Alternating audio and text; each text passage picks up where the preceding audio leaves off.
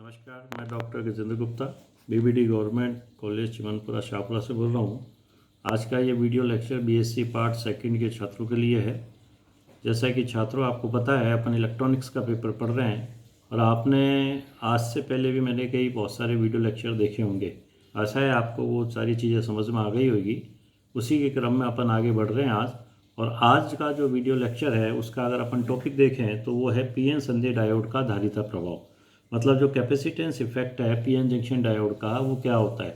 छात्रों आपको पता है कि पीएन जंक्शन डायोड जब बनता है तो उस डायोड के पी और एन के बीच में एक जंक्शन बनता है। उस जंक्शन में अपने को अवक्षय परत मिलती है जिसको अपन डिप्लेशन लेयर के नाम से जानते हैं।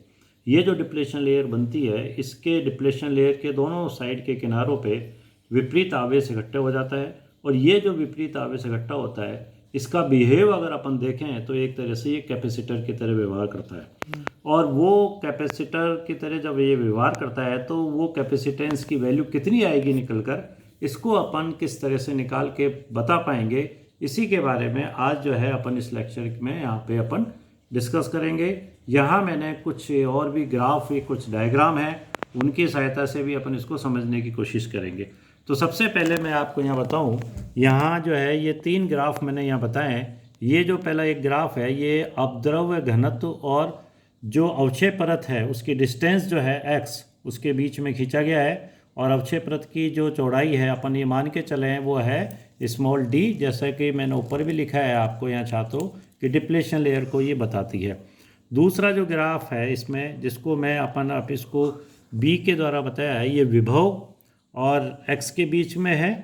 और तीसरा जो है ये जो वहाँ पे इस ग्राफ में है v जो है बाहरी आरोपित वोल्टता है और vb जो अवक्षय परत पे उपस्थित आवेश के कारण वोल्टता उत्पन्न होती है जिसको पोटेंशियल बैरियर के नाम से अपन जानते हैं, उसके बारे में बात कर रहे हैं यहाँ पे।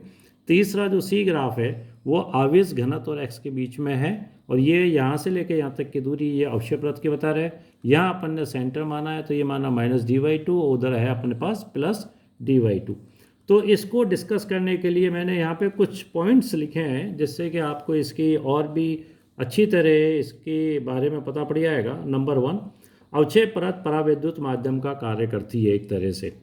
दूसरा पॉइंट, पीएन संधि डायोड विद्युत परिपथ में वास्तविक संधारित्र के समान भी कार्य करता है जिसकी धारिता संधि धारिता कहलाती है। मतलब इसकी धारिता को अपन संधि धारिता के रूप से कह सकते हैं। जो तीसरा पॉइंट है वो ये कहता है कि संधि धारिता अवक्षय परत की मोटाई के व्युत्क्रमानुपाती होती है। जो अवक्षय परत की ये जो मोटाई है मतलब जो चौड़ाई है, जो संधि धारिता है वो इसके व्युत्क्रमानुपाती होती है। इसका मतलब ये हुआ कि अगर ये मोटाई ज़्यादा होगी तो संधि धारिता कम होगी, अगर ये मोटाई कम होगी तो संधि धारिता ज़्यादा होती है। चौथे पॉइंट में कह सकते हैं अवक्षय परत की जो मोटाई है वो आरोपित वोल्टता पर निर्भर करती है।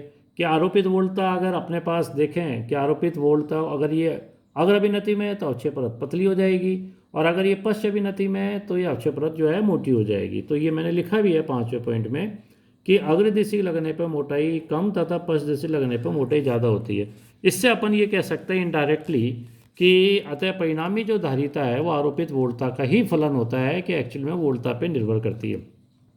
इस धारिता को निकालने के लिए 2 केस में यहाँ डिस्कस करेंगे। एक तो केस करेंगे लीनियरली ग्रेडेड जंक्शन मतलब रेखित प्रवणित संधि।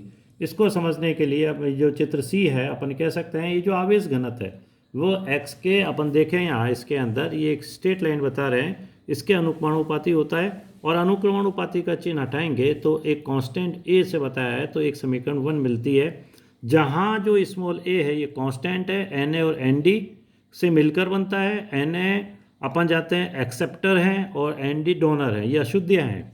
और D अपने को पता ही है डिप्लेशन लेयर की चौड़ाई है और E जो है आवेश का मान है। अपन ये भी जानते हैं कि आप लोगों ने ये भी देखा है कि जो पॉइसन इक्वेशंस है वो अवक्षय परत में एक v में समीकरण या पॉइसन इक्वेशन को इस तरह समीकरण 2 से लिखा जा सकता है। Vx जो है यहाँ पे x बिंदु पर विभव है और एप्सिलॉन जो है माध्यम की निरपेक्ष विद्युतशीलता जिसको एब्सोल्यूट परमिटिविटी कहते हैं उससे बता सकते हैं।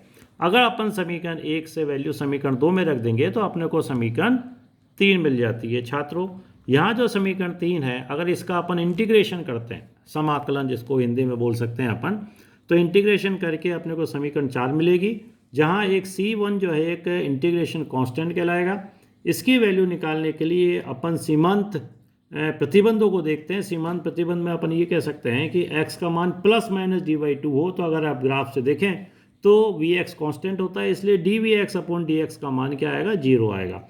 अगर ये कंडीशन यहाँ रख दें तो इससे C1 की वैल्यू निकल के आ जाती है, जो कि समीकरण 5 से बताई जा सकती है। अब समीकरण 5 से जो वैल्यू आई है, इस वैल्यू को अपन वापस समीकरण 4 में रख दें और उसके बाद पुनः अगर इसका समीकरण 6 मिल जाएगी, समीकरण 6 का अगर दोबारा अपन इंटीग्रेशन करेंगे तो एक नए इंटीग्रेशन कांस्टेंट C2 के साथ अपने को समीकरण 7 मिलती है।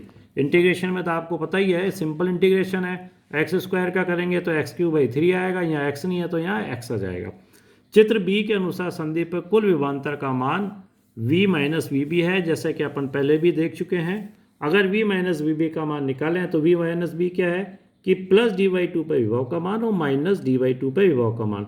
तो अगर इनकी वैल्यूज रखते हैं समीकरण 7 से, जो समीकरण 7 है इसमें जहाँ भी x आ रहा है वहाँ प्लस dy/2 रखेंगे तो ये इक्वेशन, और माइनस dy/2 रखेंगे तो नीचे वाली इक्वेशन आएगी। अगर इसको सब्ट्रैक्ट करके इसको सॉल्व किया जाए, मैंने एक एक स्टेप यहाँ छात्रों सॉल्व कर रखी है, इससे समीकरण 8 अपने को मिल जाती है। इस समीकरण 8 से अपन अगर देखें तो डी क्यू वैल्यू और उससे अपन डी की वैल्यू निकाल सकते हैं कि डी की वैल्यू समीकरण 9 पे अपने को मिलती है। समीकरण ये जो समीकरण 9 है, अब इसको आगे काम में लेंगे अपन। अगर चित्र सी में एट x = dy/2 पर निकालें तो ये रो जो है मैक्सिमम होगा, जिसको रो एम, और इस मैक्सिमम का मान अपन जानते हैं, पहले अपन इक्वेशन देख चुके हैं, ax x की वैल्यू dy/2। अतः अपन ये कह सकते हैं एक त्रिभुज बन रहा है, अगर चित्र सी में देखें तो रो एम ऊंचाई तथा dy/2 आधार वाले त्रिभुज का क्षेत्रफल अपन जानते हैं। कोई भी ट्राइंगल होता है उसका एरिया जो है 1/2 बेस इंटू हाइट या 1/2 आधार इंटू ऊंचाई। ये वैल्यूज आधार ऊंचाई की वैल्यूज इसमें छात्र रख देंगे तो अपने को आवेश का मान आ जाएगा। ये क्यू वैल्यू आएगी, इस क्यू वैल्यू में इसमें AD², इसमें डी की वैल्यू इक्वेशन 9 से निकाल के यहाँ रख दी जाएगी।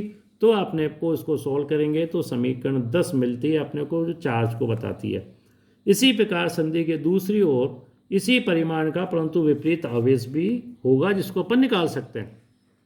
संधि की जो धारिता है, अपन जानते हैं कि धारिता को अपन Q/V, या स्मॉल आवेश है तो del Q/del V, और V की जगह यहाँ पे चूंकि V माइनस VB काम कर रहा है तो अपन ने उसके रेस्पेक्ट में डिफ्रेंशिएट करके लिखा, और यहाँ इक्वेशन में जो Q है, Q की वैल्यू समीकरण 10 से उठा के अपन ने यहाँ रख दी और इसको अपन ने डिफ्रेंशिएट किया।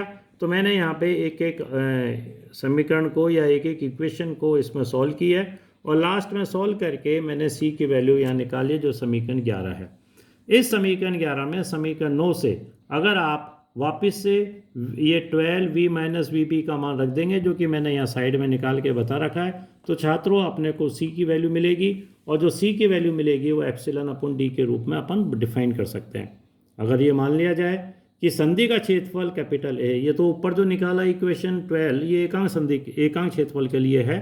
अगर ये मान लिया जाए कि संधि का क्षेत्रफल कैपिटल A है, तो कुल धारिता का मान अगर निकालें तो इसको कैपिटल A से मल्टीप्लाई कर देंगे तो इक्वेशन 13 अपने को प्राप्त हो जाएगी। नॉर्मली प्रैक्टिकली देखा जाए तो C का मान इस प्रकार के PN जंक्शन डायोड के अंदर 10 से 50 पिकोफैराड तक के लिए होता है।